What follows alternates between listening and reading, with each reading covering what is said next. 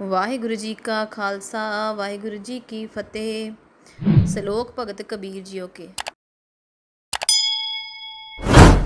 ਮਹੱਲਾ ਪੰਜਵਾਂ। ਕਬੀਰ ਰਾਮ ਨਾ ਚੇਤਿਓ, ਫਿਰਿਆ ਲਾਲਚ ਮਾਹੇ। ਪਾਪ ਕਰਨ ਤਾ ਮਰ ਗਿਆ, ਔਦ ਪੁਨੀ ਖਿਨ ਮਾਹੇ। ਹੇ ਕਬੀਰ, ਜੋ ਮਨੁੱਖ ਪਰਮਾਤਮਾ ਦਾ ਸਿਮਰਨ ਨਹੀਂ ਕਰਦਾ, ਸਿਮਰਨ ਨਾ ਕਰਨ ਦਾ ਨਤੀਜਾ ਹੀ ਇਹ ਨਿਕਲਦਾ ਹੈ ਕਿ ਉਹ ਦੁਨੀਆ ਦੀਆਂ ਸੋਚਾਂ ਸੋਚਦਾ ਹੈ ਤੇ ਦੁਨੀਆ ਦੇ ਲਾਲਚ ਵਿੱਚ ਭਟਕਦਾ ਫਿਰਦਾ ਹੈ। ਪਾਪ ਕਰਦਿਆਂ ਕਰਦਿਆਂ ਉਹ ਭਾਗਹੀਨ ਆਤਮਕ ਮੌਤੇ ਮਰ ਜਾਂਦਾ ਹੈ।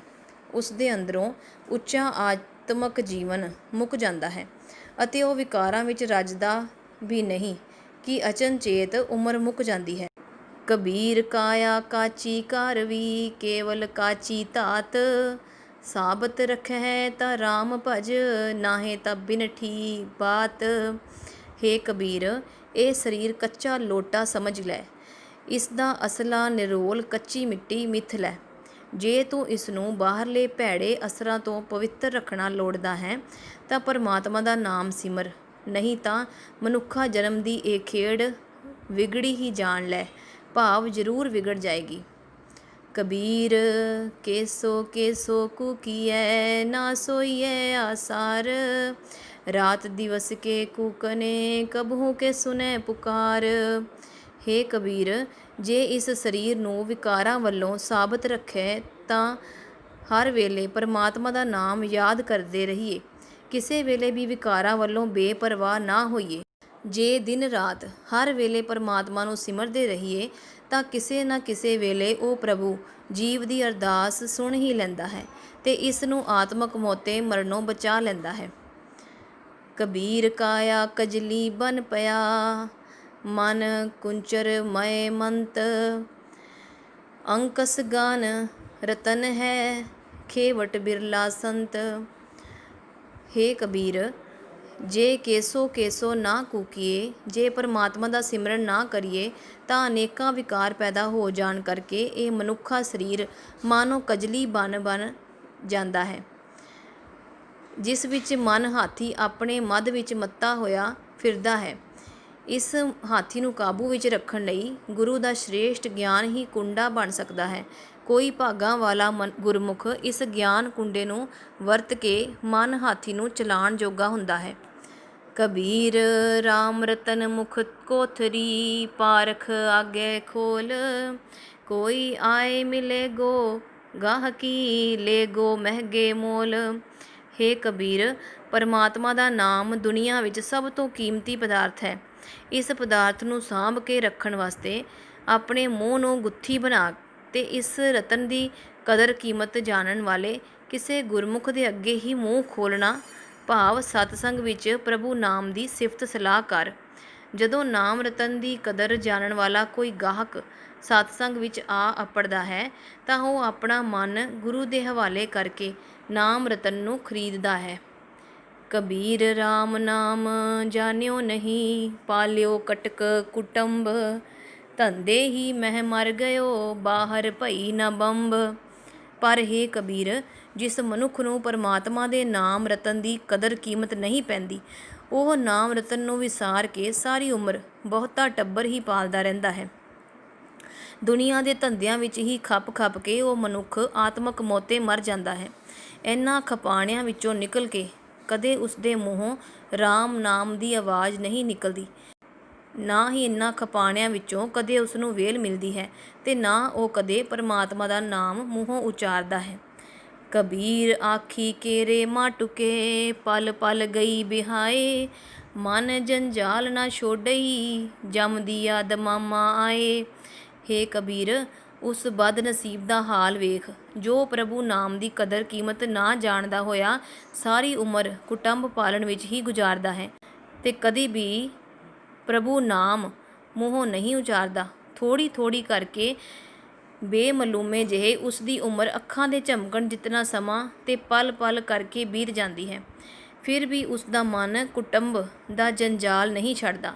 ਆਖਰ ਜਮ ਮੌਤ ਦਾ ਨਗਾਰਾ ਆ ਵਜਾਉਂਦੇ ਹਨ। ਕਬੀਰ ਤਰਵਰ ਰੂਪੀ ਰਾਮ ਹੈ, ਫਲ ਰੂਪੀ ਬੈਰਾਗ। ਛਾਇਆ ਰੂਪੀ ਸਾਧ ਹੈ, ਜਿਨ ਤਜਿਆ ਬਾਦ ਵਿਬਾਦ। ਹੇ ਕਬੀਰ, ਵਿਕਾਰਾਂ ਦੀ ਤਪਸ਼ ਨਾਲ ਤਪ ਰਹੇ ਇਸ ਸੰਸਾਰ ਵਿੱਚ ਪ੍ਰਭੂ ਦਾ ਨਾਮ ਇੱਕ ਸੋਹਣਾ ਰੁੱਖ ਹੈ। ਜਿਸ ਮਨੁੱਖ ਨੇ ਆਪਣੇ ਅੰਦਰੋਂ ਇਹਨਾਂ ਵਿਕਾਰਾਂ ਦਾ ਝਗੜਾ ਝਾਂਜਾ ਮੁਕਾ ਦਿੱਤਾ ਹੈ, ਉਹ ਗੁਰਮੁਖ ਇਸ ਰੁੱਖ ਦੀ ਮਾਨੋ ਛਾਂ ਹੈ। ਜੋ ਭਾਗਾਂ ਵਾਲਾ ਬੰਦਾ ਉਸ ਤਪਸ਼ ਤੋਂ ਬਚਣ ਲਈ ਇਸ ਛਾਂ ਦਾ ਆਸਰਾ ਲੈਂਦਾ ਹੈ, ਉਸ ਨੂੰ ਵੈਰਾਗ ਰੂਪ ਫਲ ਹਾਸਲ ਹੁੰਦਾ ਹੈ। ਕਬੀਰ ਐਸਾ ਬੀਜ ਬੋਏ ਬਾਰਹ ਮਾਸ ਫਲੰਤ, ਸੀਤਲ ਛਾਇਆ ਗਹਿਰ ਫਲ ਪੰਖੀ ਕੇਲ ਕਰੰਤ। ਹੇ ਕਬੀਰ, ਜਿਨ ਤਜਿਆ ਬਾਦ ਵਿਵਾਦ, ਉਸ ਸਾਧ ਦੀ ਸੰਗਤ ਵਿੱਚ ਰਹਿ ਕੇ ਤੂੰ ਵੀ ਆਪਣੇ ਹਿਰਦੇ ਦੀ ਧਰਤੀ ਵਿੱਚ ਪਰਮਾਤਮਾ ਦੇ ਨਾਮ ਦਾ ਇੱਕ ਅਜਿਹਾ ਬੀਜ ਜੋ ਸਦਾ ਹੀ ਫਲ ਦਿੰਦਾ ਰਹਿੰਦਾ ਹੈ, ਉਸ ਦਾ ਆਸਰਾ ਲਈਏ ਤਾਂ ਅੰਦਰ ਠੰਡ ਪੈਂਦੀ ਹੈ, ਫਲ ਮਿਲਦਾ ਹੈ ਕਿ ਦੁਨੀਆ ਦੇ ਬਾਦ ਵਿਵਾਦ ਵੱਲੋਂ ਮਨ ਟਿਕ ਜਾਂਦਾ ਹੈ ਤੇ ਸਾਰੇ ਗਿਆਨ ਇੰਦਰੇ ਜੋ ਪਹਿਲਾਂ ਪੰਛੀਆਂ ਵਾਂਗ ਥਾਂ ਥਾਂ 'ਤੇ ਚੋਗ ਲਈ ਭਟਕਦੇ ਸਨ, ਹੁਣ ਪ੍ਰਭੂ ਦੇ ਨਾਮ ਦਾ ਆਨੰਦ ਲੈਂਦੇ ਹਨ। ਕਬੀਰ ਦਾਤਾ ਤਰਵਰ ਦਇਆ ਫਲ ਉਪਕਾਰੀ ਜੀਵੰਤ, ਪੰਖੀ ਚਲੇ ਦਿਸਾਵਰੀ ਬਿਰਖਾ ਸੁਫਲ ਫਲੰਤ। ਹੇ ਕਬੀਰ, ਜਿਨ ਤਜਿਆ ਬਾਦ ਵਿਵਾਦ, ਉਹ ਸਾਧੂ ਆਪਣੀ ਸਾਰੀ ਉਮਰ ਉਪਕਾਰ ਵਿੱਚ ਹੀ ਗੁਜ਼ਾਰਦਾ ਹੈ। ਪ੍ਰਭੂ ਦੇ ਨਾਮ ਦੀ ਦਾਤ ਦੇਣ ਵਾਲਾ ਉਹ ਸਾਧੂ ਵਿਕਾਰਾਂ ਵਿੱਚ ਤਪਦੇ ਸਾਰੇ ਇਸ ਸੰਸਾਰ ਲਈ ਮਾਨੋ ਇੱਕ ਸੋਹਣਾ ਰੁੱਖ ਹੈ। ਉਸ ਪਾਸੋਂ ਜੀ ਦਇਆ ਦੀ ਦਾਤ ਪ੍ਰਾਪਤ ਹੁੰਦੀ ਹੈ। ਸੰਸਾਰੀ ਜੀਵ ਤਾਂ ਹੋਰ ਧੰਦਿਆਂ ਵਿੱਚ ਰੁੱਝੇ ਰਹਿੰਦੇ ਹਨ, ਪਰ ਗੁਰਮੁਖ ਸਾਧ ਸਦਾ ਇਹੀ ਸਿੱਖਿਆ ਦਿੰਦਾ ਰਹਿੰਦਾ ਹੈ ਕਿ ਸਭ ਨਾਲ ਦਇਆ ਪਿਆਰ ਵਰਤੋ। ਕਬੀਰ ਸਾਧੂ ਸੰਗ ਪਰਾਪਤੀ, ਲਿਖਿਆ ਹੋਏ ਲਿਲਾਟ, ਮੁਕਤ ਪਦਾਰਥ ਪਾਈਐ ਠਾਕ ਨਾ ਅਵਘਟ ਘਾਟ। ਹੇ ਕਬੀਰ, ਜਿਨ ਤਜਿਆ ਬਾਦ ਵਿਵਾਦ, ਉਸ ਸਾਧੂ ਗੁਰਮੁਖ ਦੀ ਸੰਗਤ ਉਸ ਮਨੁੱਖ ਨੂੰ ਪ੍ਰਾਪਤ ਹੁੰਦੀ ਹੈ ਜਿਸ ਦੇ ਬੜੇ ਚੰਗੇ ਭਾਗ ਹੋਣ। ਉਸ ਦੀ ਸੰਗਤ ਤੋਂ ਫਲ ਇਹ ਮਿਲਦਾ ਹੈ ਕਿ ਦੁਨੀਆ ਦੇ ਬਾਦ ਵਿਵਾਦ ਤੋਂ ਖਲਾਸੀ ਹੋ ਜਾਂਦੀ ਹੈ। ਕੋਈ ਵੀ ਵਿਕਾਰ ਇਸ ਔਖੇ ਸਫ਼ਰ ਦੇ ਰਾਹ ਵਿੱਚ ਰੋਕ ਨਹੀਂ ਪਾਉਂਦਾ। ਕਬੀਰ ਏਕ ਘੜੀ ਆਦਿ ਘੜੀ, ਆਦਿ ਹੂੰ ਤੇ ਆਦ, ਭਗਤਨ ਸੇਤੀ ਗੋਸਟੇ ਜੋ ਕੀਨੇ ਸੋ ਲਾਭ। ਹੇ ਕਬੀਰ, ਚੂੰਕਿ ਦੁਨੀਆ ਦੇ ਬਾਦ ਵਿਵਾਦ ਤੋਂ ਖਲਾਸੀ ਸਾਧੂ ਦੀ ਸੰਗਤ ਕੀਤਿਆਂ ਹੀ ਮਿਲਦੀ ਹੈ, ਇਸ ਵਾਸਤੇ ਇੱਕ ਘੜੀ, ਅੱਧੀ ਘੜੀ, ਘੜੀ ਦਾ ਚੌਥਾ ਹਿੱਸਾ, ਜਿਤਨੇ ਚਿਰ ਵੀ ਗੁਰਮੁਖਾਂ ਦੀ ਸੰਗਤ ਕੀਤੀ ਜਾਏ, ਇਸ ਤੋਂ ਆਤਮਕ ਜੀਵਨ ਵਿੱਚ ਨਫਾ ਹੀ ਨਫਾ ਹੈ। ਕਬੀਰ ਭਾਂਗ ਮਾਛਲੀ ਸੁਰਾਪਾਨ, ਜੋ ਜੋ ਪ੍ਰਾਣੀ ਖਾਹੇ, ਤੀਰਥ ਬਰਤ ਨੇਮ ਕੀਏ ਤੇ ਸਭੈ ਰਸਾ ਤਲ ਜਾਹੇ। ਹੇ ਕਬੀਰ, ਜੇ ਲੋਕ ਭਗਤਨ ਸੇਤੀ ਗੋਸ਼ਟੇ ਕਰਕੇ ਤੀਰਥ ਯਾਤਰਾ ਵਰਤ ਨੇਮ ਆਦਿਕ ਵੀ ਕਰਦੇ ਹਨ, ਤੇ ਉਹ ਸ਼ਰਾਬੀ ਲੋਕ ਭੰਗ ਮੱਛੀ ਵੀ ਖਾਂਦੇ ਹਨ, ਭਾਵ ਸਤਸੰਗ ਵਿੱਚ ਵੀ ਜਾਂਦੇ ਹਨ ਤੇ ਸ਼ਰਾਬ ਕਬਾਬ ਵੀ ਖਾਂਦੇ ਹਨ, ਵਿਕਾਰ ਵੀ ਕਰਦੇ ਹਨ, ਉਹਨਾਂ ਦੇ ਉਹ ਤੀਰਥ ਵਰਤ ਆਦਿਕ ਵਾਲੇ ਸਾਰੇ ਕਰਮ ਬਿਲਕੁਲ ਵਿਅਰਥ ਚਲੇ ਜਾਂਦੇ ਹਨ। ਨੀਚੇ ਲੋਇਨ ਕਰ ਰਹੋ ਲੈ ਸਾਜਨ ਘਟ ਮਾਹੇ, ਸਭ ਰਸ ਖੇਲੋ ਪੀਸੋ ਕਿਸੀ ਲਖਾਵੋ ਨਾਹੇ। ਹੇ ਮੇਰੀ ਸਤ ਸੰਗਣ ਸਹੇਲੀਏ, ਜਦੋਂ ਦੀ ਮੈਨੂੰ ਸਾਧ ਸੰਗ ਪ੍ਰਾਪਤੀ ਹੋਈ ਹੈ, ਮੈਂ ਭਗਤਨ ਸੇਤੀ ਗੋਸ਼ਟੇ ਹੀ ਕਰਦੀ ਹਾਂ। ਇਸ ਸਾਧੂ ਸੰਗ ਦੀ ਬਰਕਤ ਨਾਲ ਪਿਆਰੇ ਪ੍ਰਭੂ ਪਤੀ ਨੂੰ ਆਪਣੇ ਹਿਰਦੇ ਵਿੱਚ ਸਾਂਭ ਕੇ ਇਹਨਾਂ ਭਾਗ ਮਾਛਲੀ ਸੁਰਾ ਆਦਿਕ ਵਿਕਾਰਾਂ ਵੱਲੋਂ ਮੈਂ ਆਪਣੀਆਂ ਅੱਖਾਂ ਨੀਵੀਆਂ ਕਰੀ ਰੱਖਦੀ ਹਾਂ।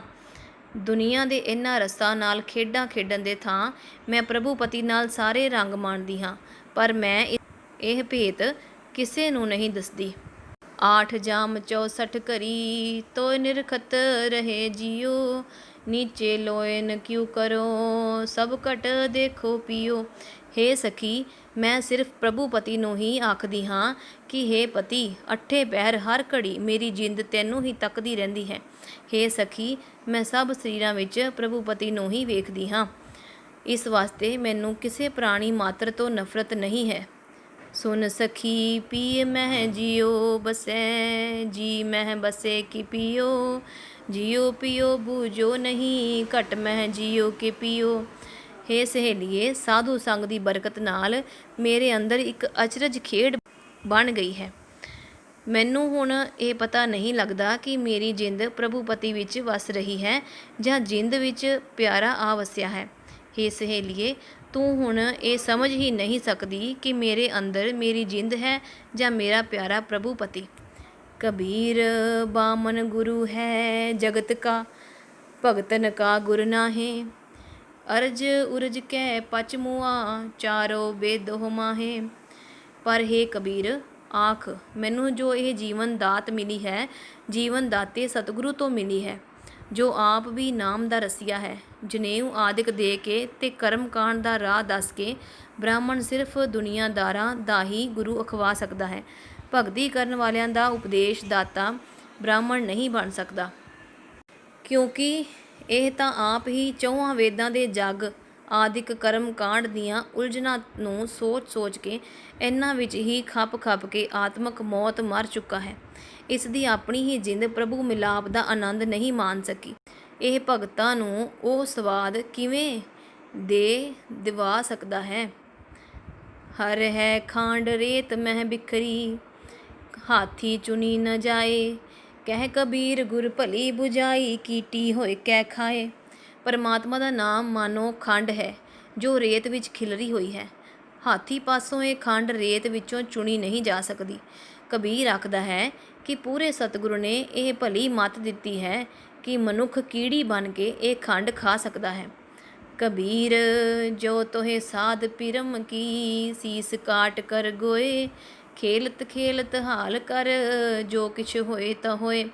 हे कबीर, जे तैनू प्रभु प्यार दी खेड़, हे कबीर जे तैनू प्रभु प्यार दी खेड़ खेडन दी तांग है तां अपना सिर कट के गेंद बना लै। इस तरह अहंकार दूर करके लोक बेशक ठेडे पे मारन। कबीर रोड़ा होए रहो बाटका, ताज मन का अभिमान। ਇਹ ਖੇਡਦਾ ਇਤਨਾ ਮਸਤ ਹੋ ਜਾ ਕਿ ਦੁਨੀਆ ਵੱਲੋਂ ਜੋ ਸਲੂਕ ਤੇਰੇ ਨਾਲ ਹੋਵੇ ਉਹ ਪਿਆ ਹੋਵੇ। ਕਬੀਰ ਜੋ ਤੋਹੇ ਸਾਧ ਪਿਰਮ ਕੀ, ਪਾਕੇ ਸੇਤੀ ਖੇਲ। ਕਾਚੀ ਸਰਸੋਂ ਪੇਲ ਕੈ, ਨਾ ਖਲ ਭਈ ਨ ਤੇਲ। ਪਰ ਹੇ ਕਬੀਰ, ਜੇ ਤੈਨੂੰ ਪ੍ਰਭੂ ਪਿਆਰ ਦੀ ਇਹ ਖੇਡ ਖੇਡਣ ਦੀ ਸਿੱਖ ਹੈ ਤਾਂ ਪੂਰੇ ਸਤਿਗੁਰੂ ਦੀ ਸ਼ਰਨ ਪੈ ਕੇ ਖੇਡ। ਕਰਮ ਕਾਂਡੀ ਬ੍ਰਾਹਮਣ ਪਾਸ ਇਹ ਚੀਜ਼ ਨਹੀਂ ਹੈ। ਕੱਚੀ ਸਰੋਂ ਪੀੜਿਆਂ ਨਾ ਤੇਲ ਨਿਕਲਦਾ ਹੈ ਤੇ ਨਾ ਹੀ ਖਲ ਬਣਦੀ ਹੈ। ਇਹੀ ਹਾਲ ਜਨੇਊ ਆਦਿਕ ਦੇ ਕੇ ਬਣੇ ਕੱਚੇ ਗੁਰੂਆਂ ਦਾ ਹੈ। ਢੂੰਡਤ ਡੋਲਹਿ ਅੰਧਗਤ, ਅਰਚੀਨਤ ਨਾਹੀ ਸੰਤ। ਕਹਿ ਮਾ ਕਿਉ ਪਾਈਐ, ਬਿਨ ਭਗਤੋ ਭਗਵੰਤ। ਜੋ ਮਨੁੱਖ ਪ੍ਰਭੂ ਦੀ ਭਾਲ ਤਾਂ ਕਰਦੇ ਹਨ ਪਰ ਭਗਤ ਜਨਾਂ ਨੂੰ ਪਛਾਣ ਨਹੀਂ ਸਕਦੇ, ਉਹ ਅੰਨ੍ਹਿਆਂ ਵਾਂਗ ਹੀ ਟਟੋਲੇ ਮਾਰਦੇ ਹਨ। ਨਾਮਦੇਵ ਆਖਦਾ ਹੈ ਕਿ ਭਗਤੀ ਕਰਨ ਵਾਲੇ ਬੰਦਿਆਂ ਦੀ ਸੰਗਤ ਤੋਂ ਬਿਨਾਂ ਭਗਵਾਨ ਨਹੀਂ ਮਿਲ ਸਕਦਾ। ਹਰ ਸੋ ਹੀਰਾ ਛਾੜ ਕੇ ਕਰੇ ਆਨ ਕੀ ਆਸ, ਤੇ ਨਰ ਦੋਜਕ ਜਾਹੇਂਗੇ ਸਤ ਭਾਖੇ ਰਵਿਦਾਸ। ਸਾਰੇ ਸੁੱਖ ਪ੍ਰਭੂ ਦੇ ਸਿਮਰਨ ਵਿੱਚ ਹਨ, ਪਰ ਜੋ ਮਨੁੱਖ ਪਰਮਾਤਮਾ ਦਾ ਨਾਮ ਹੀਰਾ ਛੱਡ ਕੇ ਹੋਰ ਥਾਂ ਤੋਂ ਸੁੱਖਾਂ ਦੀ ਆਸ ਰੱਖਦੇ ਹਨ, ਉਹ ਲੋਕ ਸਦਾ ਦੁੱਖ ਹੀ ਸਹਾਰਦੇ ਹਨ। ਇਹ ਸੱਚੀ ਗੱਲ ਰਵਿਦਾਸ ਦੱਸਦਾ ਹੈ। ਕਬੀਰ ਜੋ ਗ੍ਰਹਿ ਕਰੇ ਤਾਂ ਧਰਮ ਕਰ, ਨਾਹੀ ਤਾਂ ਕਰ ਬੈਰਾਗ। ਬੈਰਾਗੀ ਬੰਧਨ ਕਰੇ ਤਾਂ ਕੋ ਬਡੋ ਅਭਾਗ। हे ਕਬੀਰ, ਜੇ ਤੂੰ ਘਰ ਬਾਰੀ ਬਣਦਾ ਹੈ ਤਾਂ ਘਰ ਬਾਰੀ ਵਾਲਾ ਫਰਜ਼ ਵੀ ਨਿਭਾ। ਭਾਵ ਪ੍ਰਭੂ ਦਾ ਸਿਮਰਨ ਕਰ, ਵਿਕਾਰਾਂ ਤੋਂ ਬਚਿਆ ਰਹੋ ਅਤੇ ਕਿਸੇ ਤੋਂ ਨਫ਼ਰਤ ਨਾ ਕਰ। ਪਰ ਗ੍ਰਸਥ ਵਿੱਚ ਰਹਿ ਕੇ ਜੇ ਤੂੰ ਮਾਇਆ ਵਿੱਚ ਹੀ ਗਰਕੇ ਰਹਿਣਾ ਹੈ ਤਾਂ ਇਸ ਨੂੰ ਤਿਆਗਣਾ ਹੀ ਭਲਾ ਹੈ। ਤਿਆਗੀ ਬਣ ਕੇ ਜੋ ਮਨੁੱਖ ਫਿਰ ਵੀ ਨਾਲ ਮਾਇਆ ਦਾ ਜੰਜਾਲ ਸੇੜਦਾ ਹੈ, ਉਸ ਦੀ ਬੜੀ ਬਦਕਿਸਮਤੀ ਸਮਝੋ, ਉਹ ਕਿਸੇ ਥਾਂ ਜੋਗਾ ਨਾ ਰਿਹਾ। ਵਾਹਿਗੁਰੂ ਜੀ ਕਾ ਖਾਲਸਾ, ਵਾਹਿਗੁਰੂ ਜੀ ਕੀ ਫਤਿਹ।